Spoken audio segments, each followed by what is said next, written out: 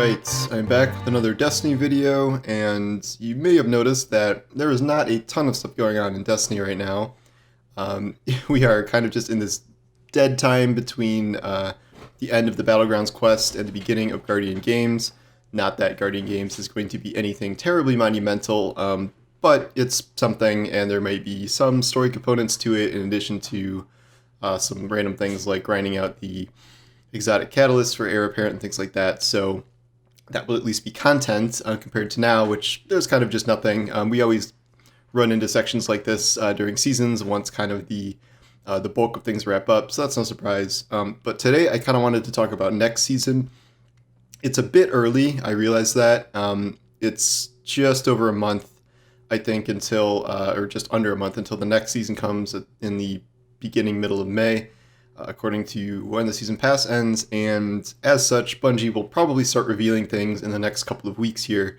So my predictions and hopes may be addressed, as soon as this week's TWAB. So I may have to, alter some of these depending on how things go. But I wanted to get at least kind of 5 points out there of things that I am hoping to see next season, and I am determined to make Season of Glass happen. So I'm just going to keep calling it that instead of Season 14. Or 13, I think it's 14. This is why I'm doing it, because I never remember. Okay, so the big thing we know is coming is Vault of Glass. And so my hope here is that Vault of Glass is a part of the story. It has been a little hit or miss in terms of Destiny 2 introducing swaths of Destiny 1 content and having that be relevant to the story. When Beyond Light hit, they had the Cosmodrome and the what's it called? The shamed, the disgraced. Is that the disgraced? Yeah, I think that's what they call Omnigul now. That strike came back, and both the Cosmodrome and that strike were kind of integrated into the story. It was like new light content essentially, but it was new happening like in present day. That changed. Evie, what are you doing? Evie? Okay.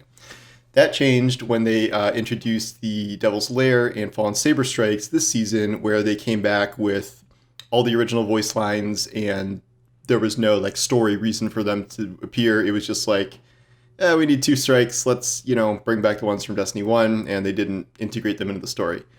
I get that, and I would rather have those strikes exist than not exist, even if they couldn't figure out a way to integrate that into the season story. I get that you can't always do that. That said, I think Vault of Glass is kind of in a different category, and it is such an iconic part of Destiny history that, I don't know, people might take the opposite view of this, is that it's so iconic you shouldn't change it, but we know they are changing it, and they had to redo some of the stuff to make it harder because it's compared to current raids, and with all the abilities we have now, I think the original version would have just been too easy.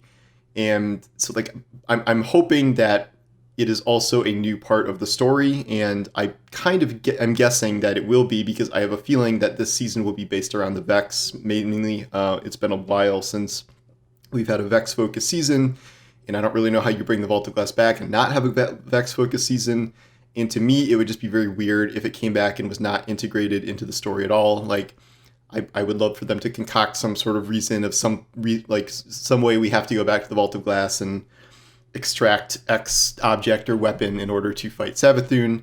Vex aren't exactly super related to the current Savathûn storyline, minus maybe Kira, the corrupted mind or whatever she is. So I do kind of hope that it is integrated into the story in a way that is not just cut and paste of the old VoG. And given the changes that they are making to it, I kind of feel like this will happen, but I don't know. They've done it both ways so far. I just think that Vault of Glass is something that is so important that it deserves to be kind of the central focal point of this season if it's coming back now. Number 2, they're not all going to be Vault of Glass related, but number 2 is not. It is, my hope is that with Ada-1 returning as the vendor for Transmog, that we get Black Armory weapons and armor back. I guess armor doesn't really matter as much now, because Transmog will just mean you should be able to transmog the armor.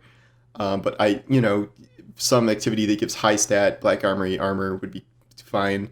But I think mostly the weapons are the thing that those were sunset a while back, and I think everybody loved a large amount of those weapons and would love to see them return in some form, even if the forges are obviously not coming back. But if there was a way to integrate old Black Armory weapons into whatever the new seasonal activity is, like even though Vault of Glass is coming, we know that there was also going to be some sort of seasonal activity attached to this season.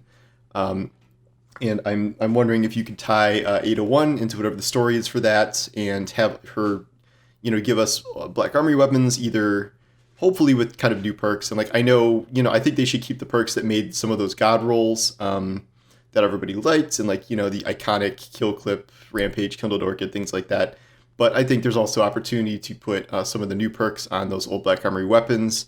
And I know that was just a lot of people's favorite slate of weapons, so I think if there's ever a time for that to return, it would be good to do that now. And they haven't been great with bringing back tons of sunset weapons. They still mostly kind of bring back stuff from like vanilla D2, so that hasn't happened a ton, but that's just kind of one of my hopes, given that Ada is returning.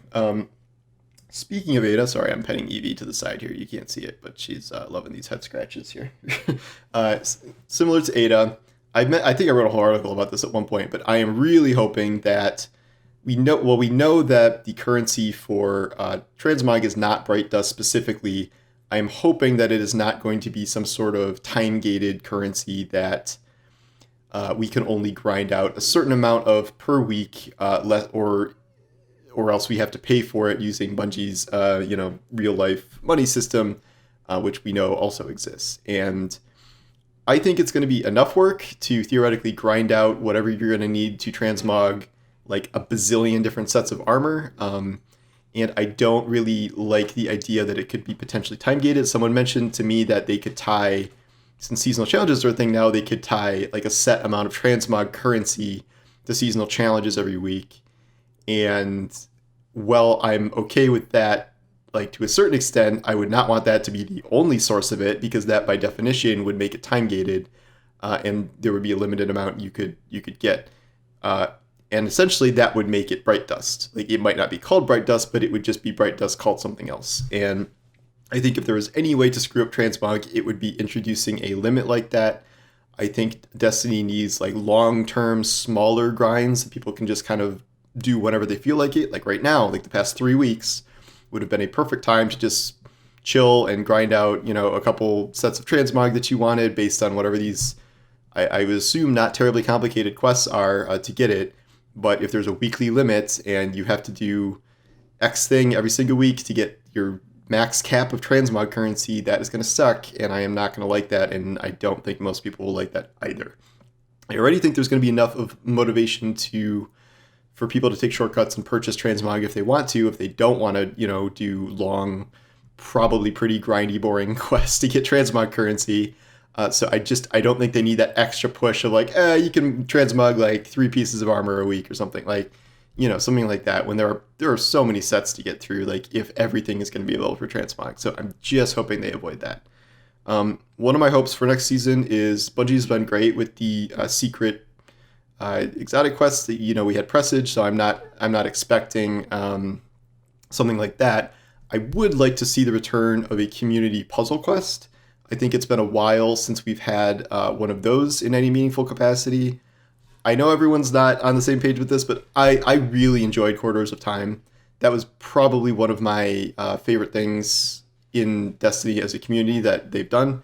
I know people were like, oh, it was just like 10 people solving a puzzle, but it wasn't. It was a true community puzzle where everyone could contribute their own screenshots to this database, and like seeing that map come to life was very cool. The only problem with Corridors of Time, I thought, was the reward, which was just Bastion like 2 weeks early or whatever it was. And that was a problem because Bastion was already on the roadmap. And so that being the end result was like not that big of a deal. I thought that would have been a perfect quest for, back then I thought Mythoclast, because it was this big Vex puzzle, but now obviously we're going to get Mythoclast with Vault of Glass. So, but something like that is what I'm talking about, like the scale of that, where it's not like a timed combat run of like getting whatever. Like Presage is amazing, and sure, if they do another Presage, if they do a Presage every season, that'd be perfect. But I think it's time for a community puzzle event again. In a way, so we can like either participate ourselves or like I enjoy watching, or I enjoy people playing. What's the Black Armory one? I did it. I did it eventually.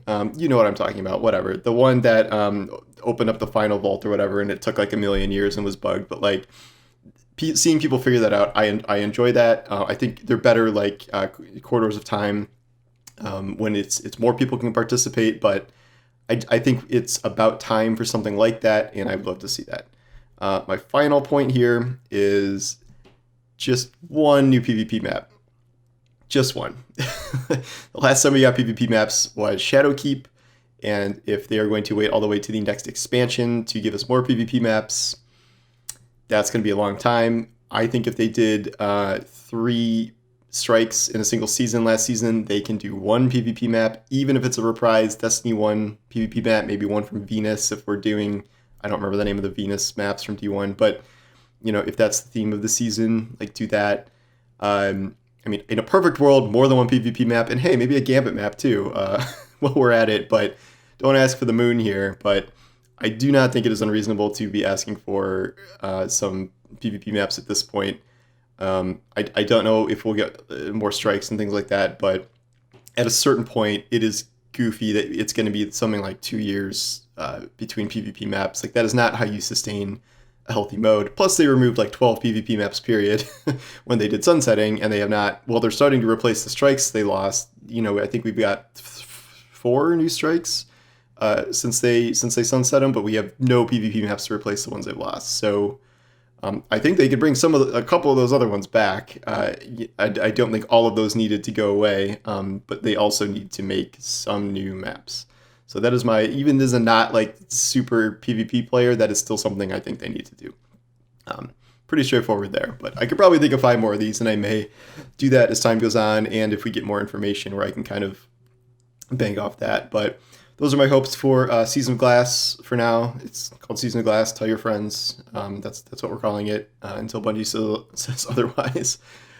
So yeah, that's what I've come up with. But I am still not playing Destiny very much right now because there's just not that much to do, and I think Proving Grounds kind of broke me. Like, I was gonna go for Conquer, and then I was just like, I don't know, man. I don't think I have it in me to like care that much about this to get my sick Ursa strats down and whatever. So I've kind of just, and then it's back again this week, and I'm like, all right, I'm just exhausted. So I've been playing mostly Outriders, and I will be on vacation for the start of Guardian Games, but I will sneak in some playtime on my laptop.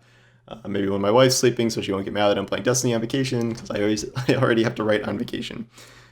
So you know me, I don't miss days. But yeah, that's all for now. Evie says goodbye. She's been roaming, and I will see you guys next time. Take care.